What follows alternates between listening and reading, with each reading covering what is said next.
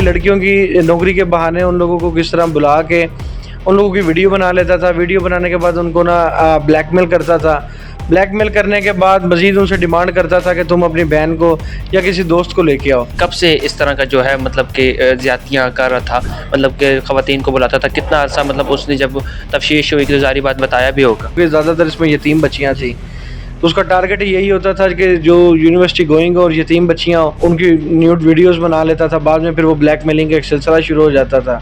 जो लड़कियों को ब्लैकमेल करता था शख्स, उसने मीडिया की मौजूदगी में और पुलिस की मौजूदगी में उसने पूरे पाकिस्तान ने तमाशा देखा कि एक मेटल की यूएसपी वही निकल गया था। अच्छा, वहाँ पे सारा मामलात हो गए, उसको रेड भी हो गई, उस पर उसे पकड़ा भी गया, तो यूएसपी निकल ली। टेंशन हुई थी कि अब तो सारे सबूत गए। अस्सलाम वालेकुम, दस्तक टीवी के साथ मैं हूँ आपका मेज़बान ताहिर हमीद। जनूबी पंजाब के शहर विहाड़ी में पहली बार विहाड़ी में जिनसी स्कैंडल के हवाले से आइकल एक स्टोरी पहले ARY मारूफ चैनल ने जो है कवर की, इकरारुल हसन है, उसी के साथ उस केस को देखने वाले एडवोकेट हमारे साथ वहाब बलोच साहब मौजूद हैं। इनसे बातचीत करते हैं और उस केस के हवाले से जानते हैं। अस्सलाम वालेकुम। वालेकुम सलाम। वहाब भाई कैसे हैं? अल्लाह ताला का शुक्र है।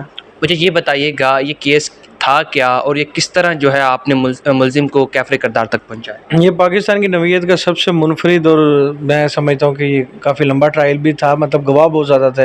लंबा मतलब केस के हवाले से लंबा नहीं हुआ, क्योंकि ना इसके अंदर मैं समझता हूँ पाकिस्तान नहीं बल्कि एशिया का या दुनिया का मुनफरिद ही केस होगा। क्योंकि इसके अंदर जो लड़कियों को ब्लैकमेल करता था शख्स, उसने मीडिया की मौजूदगी में और पुलिस की मौजूदगी में उसने पूरे पाकिस्तान ने तमाशा देखा कि एक मेटल की यूएसपी वही निकल गया था, जिससे वो अफहाश वीडियोस उसने रखी हुई थी और उसी वीडियोस की बदले वो लड़कियों को ब्लैकमेल कर रहा था।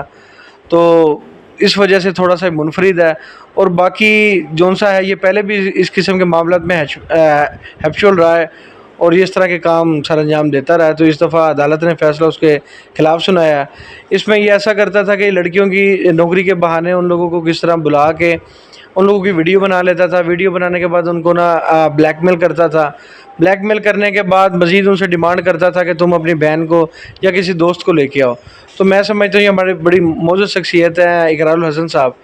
उन्होंने आके पुलिस की मौजूदगी में इसके घर पुलिस ने रेड किया। जब उन्होंने छापा मारा तो तब इसने देखा जी ये बड़ा शातिर था।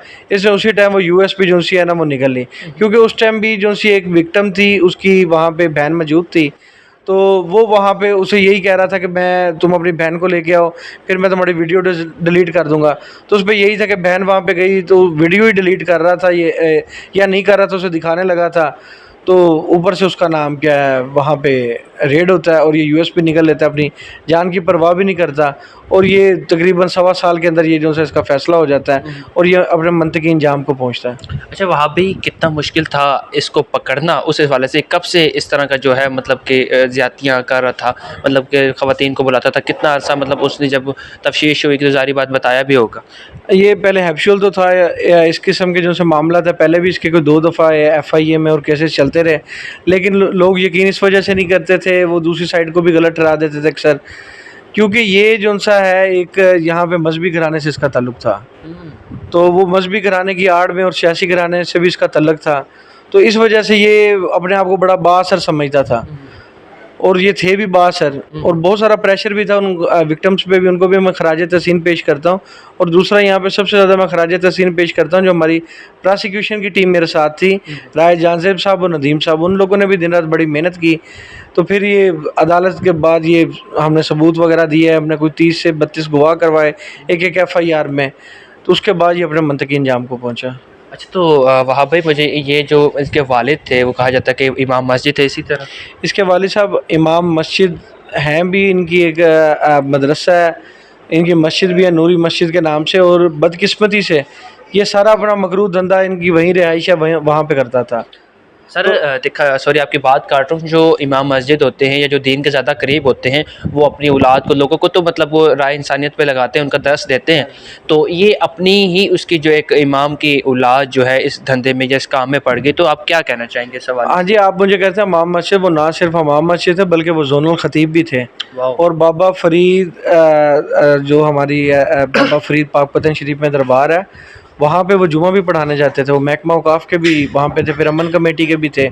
तो आप देखें ये तो उनकी तरबियत पे मैं कुछ नहीं इस हवाले से कह सकता किसी की ज़ातियात पे। लेकिन जो सा है जिस तरह वो घर में बैठ के ये सारे मामला करता था, मुझे नहीं लगता कि इसके जो सी फैमिली मुलवस ना हो, क्योंकि जो यूएसपी थी उनमें सिर्फ ये 2 लड़कियां नहीं थी, उनमें पूरी एक चेन थी, उसमें और भी कोई 15-20 खवातीन को ये ब्लैकमेल कर रहा था। तो ये पूरी एक चेन के साथ चल रहा था, तो ये नहीं हो सकता कि ये मामला छुपे रहें। अच्छा वहाँ भाई, ये केस आपके पास कैसे पहुँचा और आपने इसको किस तरह जो है वो इस मुलजिम को कैफरे करदार तक पहुँचा? मेरा अल्हम्दुलिल्लाह फ़ौजदारी में एक अच्छा नाम है, मैं अच्छी वकालत करता हूँ अल्लाह ताला के हुक्म से, तो अल्लाह ताला बड़े बोल से भी बचाए। तो मेरे पास रूटीन वाइज केसेस आते हैं, तो इसी तरह ये केस भी आया। फिर ये जिस तरह केस आया तो मैंने इसको फ्री ऑफ कास्ट, केस को भी फ्री ऑफ कास्ट लड़ा, अच्छा, मैंने इनसे फ़ीस नहीं ली। तो उस हवाले से जिस तरह एक वकालत करते हैं, फिर मेरा एक थोड़ा सा कंडक्ट भी है, पहले भी लोग जानते हैं कि मैं बिकता नहीं हूँ। तो जो लोग मुझे ये केस जिन्होंने रेफ़र किया, उन लोगों की सबसे पहले तरजीह भी यही थी कि वो वकील हो जो एक प्रेशर में ना आए और जो बिके ना। तो उस हवाले से ये फिर मेरे पास ये जो सा केस है आया, तो फिर मैंने अपनी जो कुछ मैं कर सकता था हाई कोर्ट से इसकी जो एप्लीकेशन थी वो खारिज करवाई, फिर इसकी जो दरख्वास्तों की एप्लीकेशनें थी वो भी खारिज कराई अल्हम्दुलिल्लाह, और जल्द से जल्द इसका ट्रायल मुकम्मल करवाया। कितना मुश्किल था वहाँ पे इस केस को लेके चलना, और इसमें किन किन मुश्किलात का सामना करना पड़ा?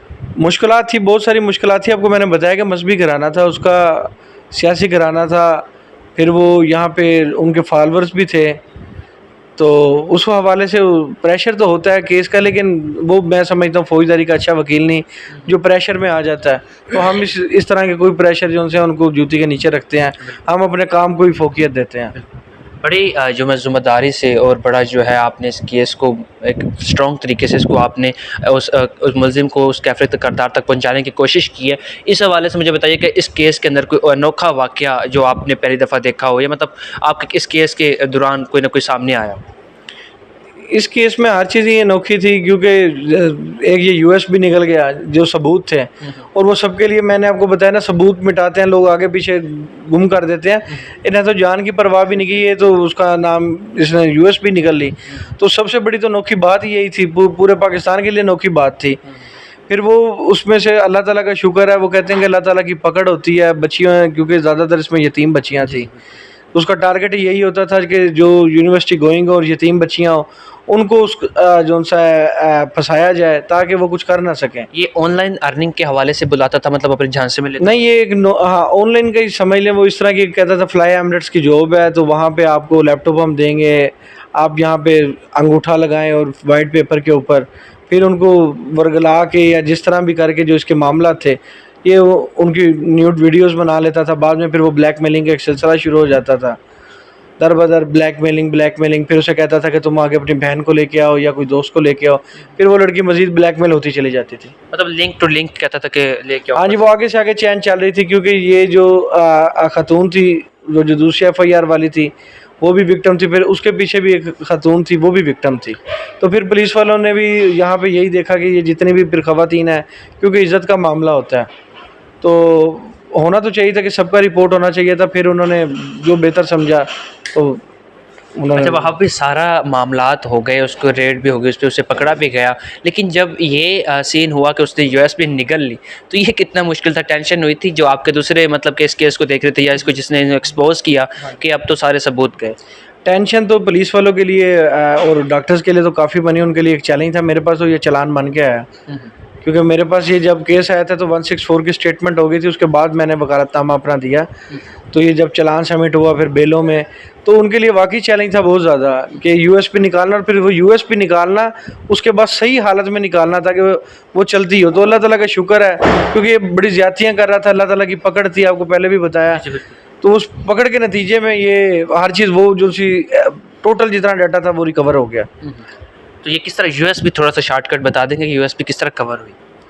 डॉक्टर्स ने रिकवर की, और डॉक्टर्स ने इसको जो सा है जो उनका तरीक़ाकार है वो तरीक़ाकार अडाप्ट करते हुए उन्होंने जो होता है उन्होंने को मेडिसिन वगैरह या ऑपरेट जो उसके ज़रिए से करके निकाल के उन्होंने फिर वो तफ्तीशी अफसर के हवाले कर दी थी। अच्छा वहाँ पे पहले भी कोई इस तरह का जिनसी स्कैंडल आपके यहाँ केसेस के हवाले से, मतलब आपके पास केसेस आते रहते हैं, आप माशाल्लाह ना यहाँ के बिहाड़ी के नामवर एडवोकेट हैं, तो कोई ऐसा पहले भी कोई केस आया था?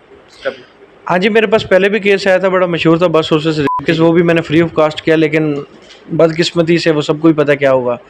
तो उसके बाद ये जब ये केस का फ़ैसला हुआ उसके 2 दिन के बाद मेरे पास एक और एक केस था 7 साल के बच्चे के साथ ज़्यादती हुई थी, उसमें भी उम्र कैद की सज़ा हुई है। अच्छा, वाह। हाँ जी, उसमें भी 4 लाख जुर्माना, 2 लाख रुपए हर्जाने का जो सा जज साहब ने ऑर्डर किया है। 2 दिन बाद ही उसका भी फैसला हुआ है। हाँ जी। अच्छा, दूसरे वकील भी आपकी तरह ही हैं, लेकिन आप ऐसा क्या आपके पास किधर से है कि आप जिस केस को हाथ डालते हैं उसको फिर मतलब उसके मकाम तक ही पहुंचा के छोड़ते हैं? मैंने आपको बताया कि मैं अपने काम को काम समझता हूँ। मैं जब मेरे पास कोई केस आ जाता है, मैं उस पे पूरी रिसर्च करता हूँ, और मेरी कोशिश यही होती है कि मेरा जो-सा मेरे पास जो क्लाइंट है मेरा, वो उसका जो-सा है ना हल निकले। उसका मतलब वो अपना इंसाफ़ ले सके, और अपने मामलात को ना वो देख सके, सारे सही तरह सीधा कर सके। और मैं अपनी सच्चे दिल से, सच्ची नीयत के साथ करता हूँ। जब कहते हैं ना कि अल्लाह ताला भी नियत का हाल इंसानों का अल्लाह जानता है, तो जब नीयत साफ़ होती है तो अल्लाह ताला की तरफ से भी करम होता है। एट द एंड कोई पैगाम देना चाहेंगे देखने वालों को? हाँ जी, एट द एंड मैं यही पैगाम दूँगा कि हमेशा आप, जो मेरी बहनें हैं, इसके बाद, इस केस के बाद खुश भी हैं, क्योंकि ये जिस तरह ये इस जब ये केस शुरू हुआ था, इसकी हाइप थी, उसके बाद जो फ़ैसला आया, लोगों में बड़ी खुशी की लहर है। बहुत सारे जो उनसे पेरेंट्स हैं मुझे कहते हैं कि अब हम बाहिफ़ाज़त अपनी बेटियों को घर से बाहर भेज रहे हैं, जॉब के लिए भेज रहे हैं। तो उनको अब यही पैगाम है कि बाहिफ़ाज़त तरीके से अपनी जॉब करें, लेकिन अगर इस तरह का कोई दरिंदा कोई वाक़या कर लेता है, तो आप उस पे ज़रूर आवाज़ उठाएँ, बल्कि पीछे ना हट जाएँ। क्योंकि इसमें बहुत सारी ख़वातीन थी, वो इज़्ज़त के बारे ही चुप कर गईं। तो आप लोग ये इस जो सा दरिंदा है, ताकि और जो सी आप लोगों की बहनें, उनके साथ इस तरह की कोई दरिंदगी ना हो सके। जी, तो नाज़रीन, हमारे साथ हाई कोर्ट के एडवोकेट वहाब लोची साहब मौजूद थे।